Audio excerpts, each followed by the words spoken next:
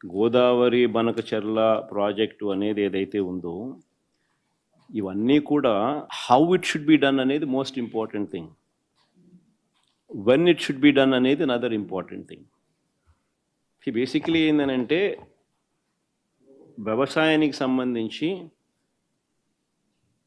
శ్రీశైలం నుంచి నీళ్లు పైకి నాగార్జున సాగర్కు పంపించాల్సిన అవసరం లేకపోతే రాయలసీమ ప్రాంతం మొత్తం శ్రీశైలం నీళ్లు వాడుకోగలిగే స్వేచ్ఛ రాయలసీమకు ఉంటే అప్పుడు ఇంకా నీళ్లు పైకి పంపించాల్సిన అవసరం లేదు.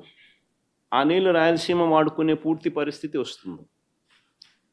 కానీ శ్రీశైలం నుంచి నాగార్జున సాగర్కు ఏదైతే నీళ్లు పోతాయో అవి పోలవరం ఎక్సెస్ వాటర్ను మనం త్రూ పోలవరం కెనాల్ ఏదైతే ఇప్పుడు ఏదైతే వస్తూ ఉన్నాయో నీళ్లు, ఆ పోలవరం కెనాల్ను మనం ఇంకా కొంత ఫర్దర్ వైడనింగో లేకపోతే ఇంకా కొంత డీప్నింగో ఇంకోటో చూసుకొని ఆ జూన్, జూలై, ఆగస్టు, సెప్టెంబర్ ఆ 4 నెలల్లోనే ఓవర్ఫ్లో అనేది ఎక్కువగా ఉంటుంది.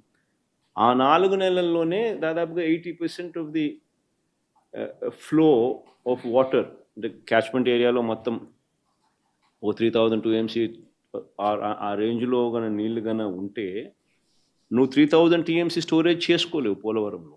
Polavaram storage capacity is only 190 TMCని. సో ఆ నీళ్లు ఆ జూన్, జూలై, ఆగస్ట్, సెప్టెంబర్ పీరియడ్లోనే నీళ్లు నువ్వు తీసుకురాగలగాలి. సో ఆ పోలవరం కెపాసిటీ ఇంకా కాస్త పెంచి ఆ కుడికాల పోలవరం కెనాల్ కెపాసిటీని ఇంకా కాస్త పెంచి దాన్ని ఫర్దర్ వైడనింగ్ చేసు, డీప్నింగ్ చేసు ఆ నీళ్లు తీసుకొని వచ్చి కృష్ణాకు నువ్వు సప్లిమెంటేషన్ చేయగలిగితే, కృష్ణా ఆయకట్టుకు నువ్వు నాగార్జున సాగర్కు వెళ్ళి నీళ్లు ఏదైతే ఆయకట్టుకు ఇవ్వాల్సిన అవసరం ఉన్న పరిస్థితి ఏదైతే అదర్వైజ్ శ్రీశైలం నుంచి జరిగేదో అది అక్కడి నుంచి కాకుండా ఇక్కడి నుంచి నువ్వు సప్లిమెంటేషన్ చేయగలిగితే అప్పుడు ఆ నీళ్ళు అక్కడ మిగులుతాయి.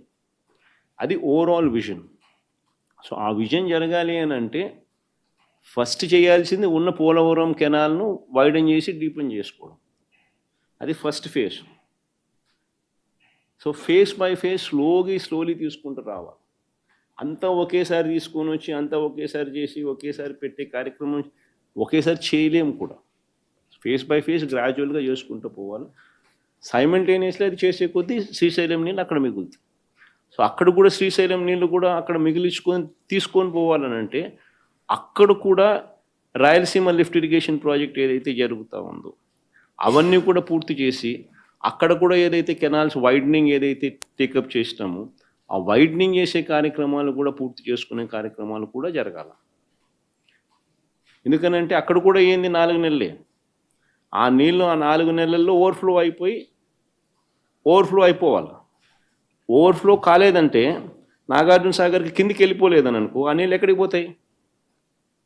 పోలేవు. ఎక్సెస్ వాటర్ ఎక్కడికి పోతాయి? సో అక్కడైనా 4 నెలలే.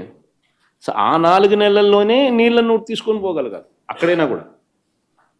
సో అక్కడ కూడా సిమిలర్గా వైడనింగు, సిమిలర్లీ కెనాల్ కెపాసిటీస్ను పెంచే కార్యక్రమం ఏదైతే మనం చేసినామో అవన్నీ చేసుకుంటూ అక్కడ డ్యామ్స్లో ఆ రిజర్వాయర్స్లో ఆ నీళ్ళని నింపుకుంటూ పోవాలి. సో కాంప్రిహెన్సివ్గా జరగాలి. ఇది ఒకే ఏదైనా కానీ 4 month విండో.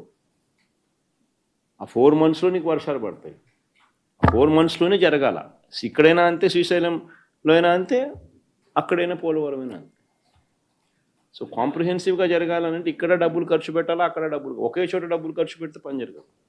ఇక్కడ పెట్టాలి, అక్కడ పెట్టుకుంటా స్లోలీ వైడనింగ్ చేసుకుంటూ ఆ 4 నెలలు ఇక్కడ యూటిలైజేషన్, ఆ 4 నెలలు ఇక్కడ యూటిలైజేషన్ తీసుకున్నాం.